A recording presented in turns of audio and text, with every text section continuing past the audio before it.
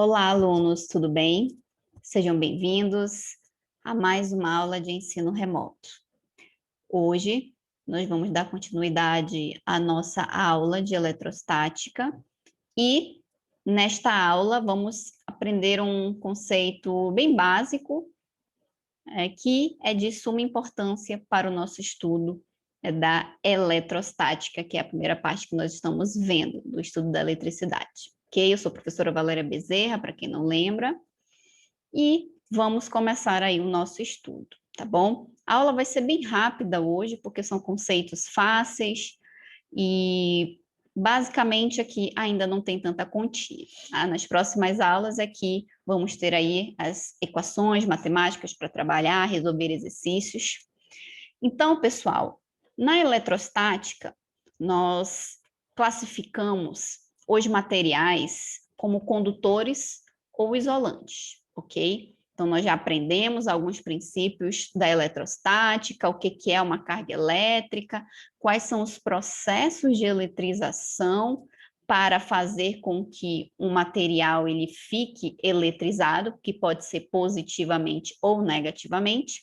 E após isso, eu posso aí obter os meus fenômenos elétricos. Porém, existem materiais na natureza que eles têm uma facilidade maior ou menor de se eletrizarem. E é por isso que a gente divide, né, como um condutor ou como um isolante. Porque, de modo geral, todos os materiais podem se eletrizar. Mas, como eu falei, alguns são mais fáceis, outros são mais difíceis de ocorrer a eletrização. E é por isso que a gente tem aqui as classificações como isolantes ou condutores, ok? Então, o que são condutores? Como é que eu defino os condutores? São portadores de carga elétrica, que nós já vimos, que possui grande liberdade de movimentação. É o caso aqui dessa imagem, que a gente tem, como se tivesse dado um zoom em um determinado material, mostrando a sua estrutura molecular, e a gente pode ver que em torno aqui das moléculas desse material, eu tenho elétrons circulando livremente, aleatoriamente, em torno aí dessa estrutura. Agora, quando eu tenho um isolante, o que são isolantes, né? Materiais que são caracterizados como isolantes. São aqueles que, por conservarem a carga elétrica na região onde ocorreu a eletrização, não vai ter aí essa liberdade de movimentação dos elétrons. Isso acontece principalmente para aqueles materiais que precisam aí, né, de elétrons para completar lá a sua camada de valência, como vocês podem ver aqui, que é um exemplo de uma ligação covalente que compartilha elétrons e, por isto, você não vai ver nessa estrutura, nessa ligação, um movimento aleatório livre dos elétrons, já que eles precisam aí, né, ser compartilhados. Então, basicamente, a gente vai ter essa diferença. Condutores é quando você tem aí elétrons na estrutura livre e qualquer processo de eletrização, rapidamente esse corpo vai ficar eletrizado, e os isolantes não, eu preciso, não vai ser qualquer processo de eletrização que vai fazer com que aquela carga tenha falta ou excesso de elétrons, ok? Bom, para os condutores, uma vez que eu já sei o que é um condutor, o que é um isolante, eu classifico esses condutores em primeira, segunda e terceira espécie. Existem vários condutores, ou seja, vários materiais com facilidade de eletrização, que nós temos aí como utilizar para determinadas aplicações. Dependendo do que eu quero, eu vou, né, utilizar um determinado material ou outro material. E a gente classifica esses materiais como primeira, segunda e terceira espécie, como eu havia dito. O que são condutores de primeira espécie? São aqueles condutores que apresentam grande liberdade de movimentação. Professora, não é a definição de condutores? Sim, mas dependendo do condutor, essa liberdade pode ser para mais ou para menos. ok? Quem são esses condutores aí de primeira espécie? Que a gente já vê bastante no nosso dia a dia. Fios elétricos, né? São compostos aí de materiais condutores. O mais utilizado são os materiais de cobre, né? Se você pegar qualquer fio elétrico, seja de um celular ou de um ventilador, enfim, qualquer um, você vai ver que na camada mais interna, você vai ver justamente esses vários e vários fios de cobre sendo aí responsável para alimentar, ter a sua fonte de tensão para o determinado aparelho aí que essa tomada pertence. Mas também temos outros tipos de condutores de primeira espécie. O caso do ferro, um exemplozinho aqui, e do alumínio, né? Quem não teve já uma situação que você está pegando papel alumínio, sente aí os seus pelos do seu braço aí ficarem levantados, que é justamente por isso, dependendo aí do dia também, né? Papel alumínio, ele é um condutor de primeira espécie, ok? O que são condutores de segunda espécie? Condutores de segunda espécie são fluidos que, ao passar por reações químicas, vão apresentar aí déficit de carga elétrica. Né? No caso, é quando a gente tem aquelas soluções eletrolíticas lá da química, que você pega água com sal, mistura e aí coloca ali fios ou materiais metálicos que, por sua vez, vão sofrer aí uma reação química e vão ter aí justamente o que vocês estão vendo na imagem, né? Esses prótons e elétrons, né? Esses íons aí sendo, no caso, movimentados dentro dessa solução, ok? Então, esses são os condutores de segunda espécie. Os condutores de terceira espécie são definidos como gases ionizados, que eles vão ter íons e elétrons livres juntos, né? No caso aí, a gente vê isso bastante no espaço, né? Gases ionizados, ou nós temos aí aplicações desses gases quando temos lâmpadas fluorescentes, que é o caso dessa que vocês estão vendo na imagem, aquelas lâmpadas antigas. Hoje em dia a gente não usa tanto, né? Mas essas lâmpadas fluorescentes, elas, no caso aí, iluminavam através do aquecimento de gases a partir de um movimento ordenado de elétrons, que no caso aí seria a nossa corrente elétrica. Vamos ver lá para frente essa definição, tá bom? Então, os condutores são separados dessa forma. É claro que no nosso dia a dia a gente vê muito mais condutores de primeira espécie do que esses outros, claro, que não fazem parte aí do nosso cotidiano, tá? Então, são essas classificações. Agora, existe um meio termo, existe materiais que são ora condutores, ora isolantes, né? Aqui eu já classifiquei o que são condutores e o que são isolantes. Vocês estão vendo aí que os condutores, uma vez definido o que é condutor, tem aí a sua classificação como primeira, segunda e terceira, mas a gente também tem um meio termo que são os semicondutores. O que são semicondutores? É quando você tem um material que, dependendo da sua estrutura molecular, ele ora se comporta como um condutor, ora se comporta como um isolante. Exemplos de substâncias que têm essa característica de ser um semicondutor. O mais visto aí, que acredito eu já devem ter ouvido falar, é o silício. O silício, que é essa pedrinha que vocês estão vendo, essa pedra aí que é encontrada na natureza. Inclusive, né, nós temos aí um lugar chamado Vale do Silício, que é onde você encontra em abundância esse material. E o silício, ele, né, no caso, apresenta 4 elétrons na sua camada de valência, ou seja, ele precisa aí de elétrons para completar, né, a sua última camada. E por conta dele ter essa característica, nós podemos utilizá-la para, ora, transformar ela em um condutor, ora em um semicondutor. O silício ele tem essa característica, dependendo do quê? Dependendo da sua estrutura molecular, dependendo das condições de temperatura que ela vai se encontrar, porque você pode resfriar esse material e ele muda, né? Ele vai mudar essa característica. E também você pode aí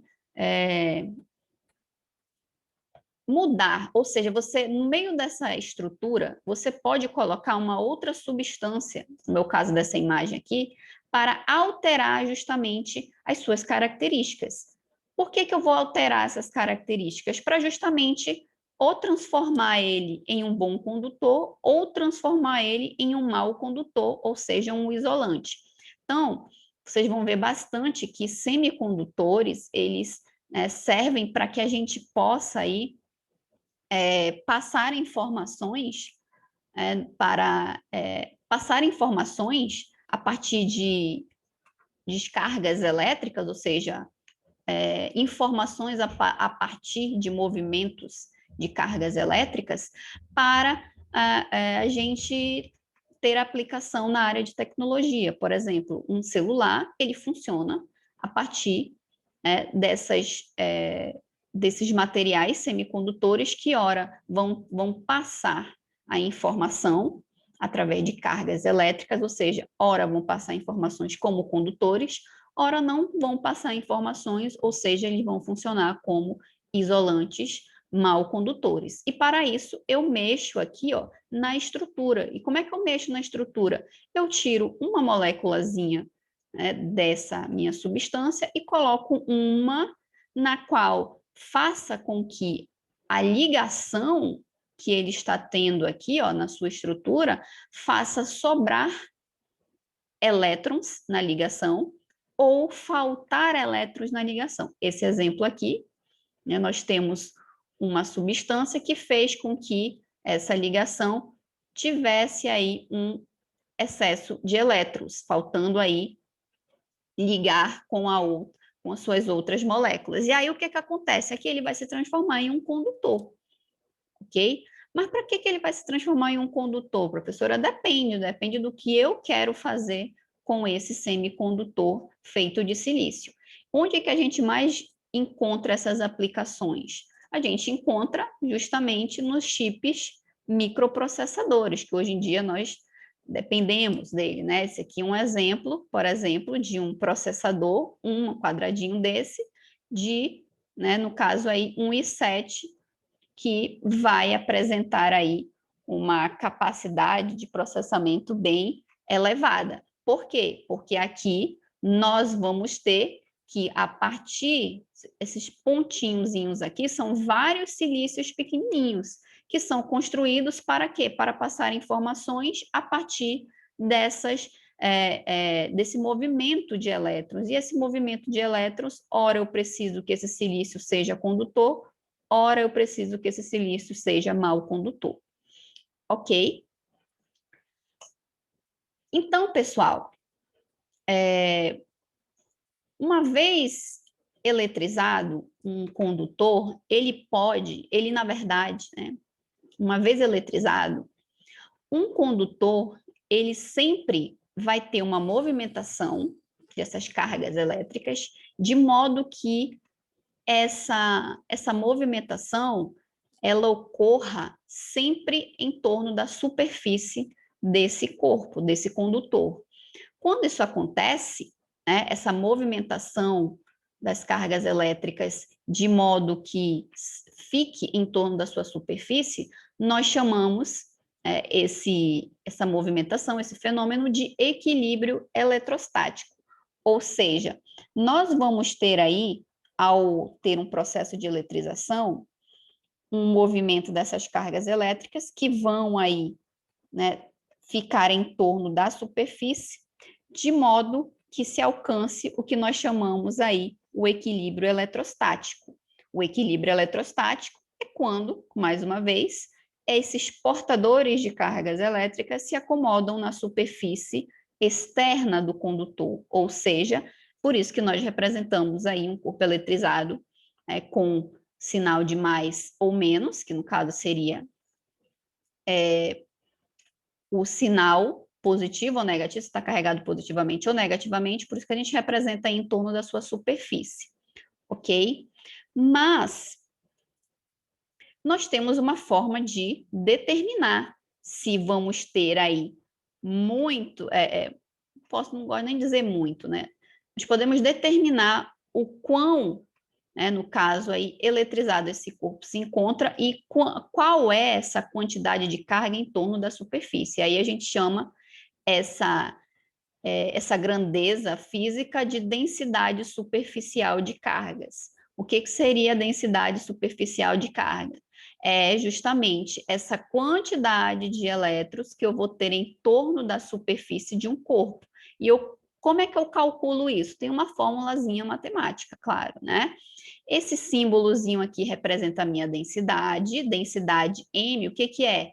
Média, né? Por quê? Porque o corpo ele pode ser simétrico ou não, então a gente faz aí, se não for simétrico, a gente faz uma média. Mas se ele for simétrico, beleza, tranquilo, dá para fazer sem problema nenhum, sem média ou com média, tanto faz, tá? Mas enfim, de modo geral, a densidade média, ela está relacionada com a quantidade de carga elétrica em torno da superfície, em torno de uma área. Que área é essa? Justamente em torno aqui do corpo, que pode ser uma esfera, que pode ser um quadrado, que pode ser partes pontiagudas ou um material não uniforme, tá? Se ele for condutor, ele vai acumular essas cargas na sua superfície. É uma grandeza escalar, portanto, não precisa de direção para dizer qual é a densidade ou a quantidade de cargas, né? Eu só preciso desse valor numérico que pode ser positivo ou negativo, uma vez que estamos trabalhando com quantidade de cargas, que pode ser ora positivo, ora negativo, tá bom?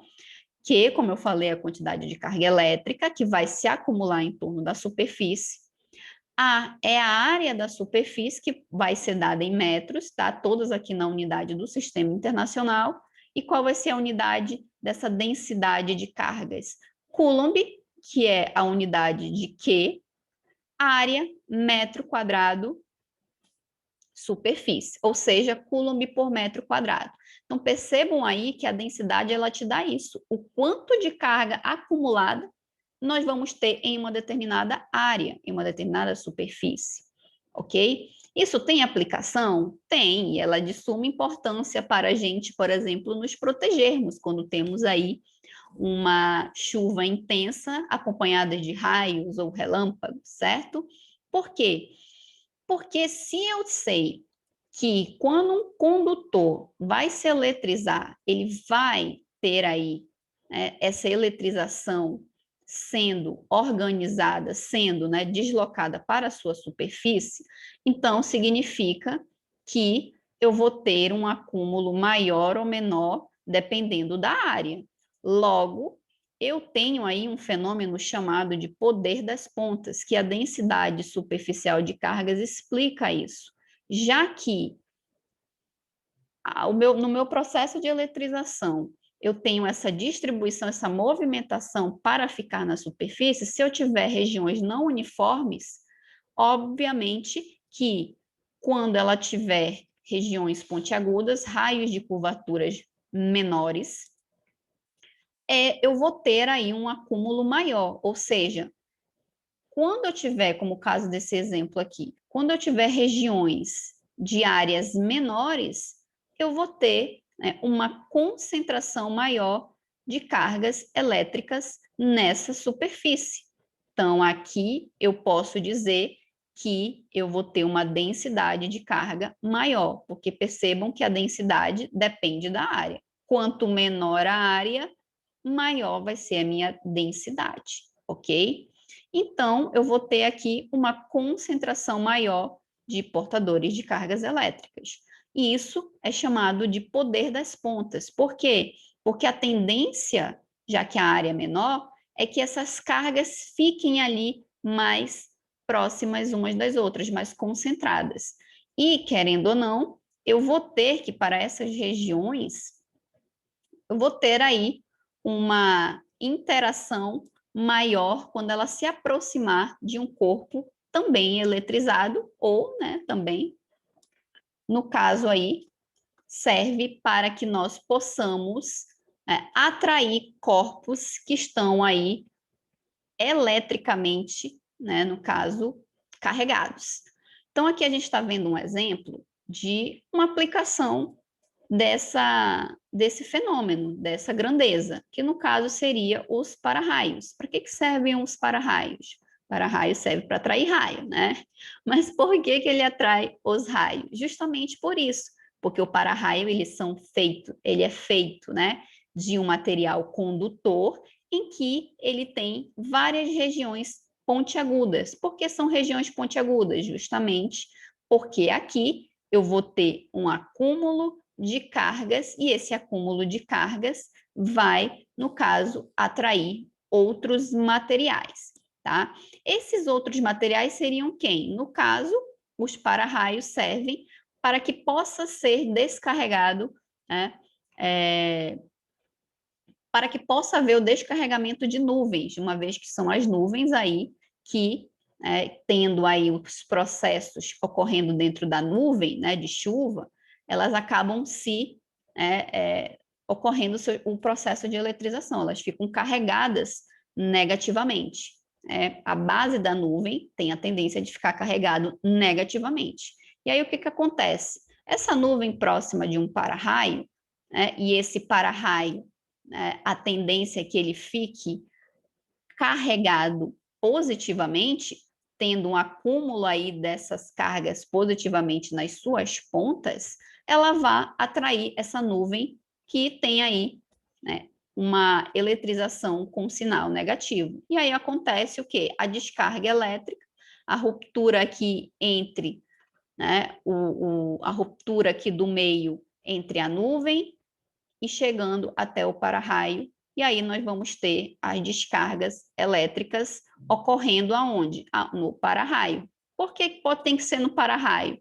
Justamente para que eu possa ter aí um caminho para essa descarga, que pode ter aí, né, valores intensos, né, de energia, de tensão, que, por sua vez, vão ter um caminho sem causar dano nenhum a prédios ou proximidades, né? Por exemplo, se você já viu um raio cair, por exemplo, já percebeu que em algumas situações a queda de tensão dentro da sua residência. Por quê? Porque se esse descarregamento for feito no chão, por exemplo, esse descarregamento ele vai se espalhar, podendo chegar até a sua residência. Então, para que não queime nenhum tipo de equipamento, por exemplo, eu preciso de um para-raio, que aí ele vai, né, pegar não, né? Ele vai descarregar, vai atrair esses raios e descarregar de modo seguro, né, através de um fio terra, ok? Bom, pessoal, falei demais, mas por hoje a nossa aula é somente isso, tá bom? Como atividade para casa, vocês vão fazer aí uma pesquisa, fazer no caderno, fazer o cabeçalho, coloque lá a pesquisa sobre como são produzidos os semicondutores, quais as principais substâncias usadas para construir um semicondutor, vão pesquisar o que são semicondutores do tipo P e do tipo N, e o que é um semicondutor do tipo PNP, tá bom? Então, por hoje é só. Boa diversão nos estudos de vocês, tá?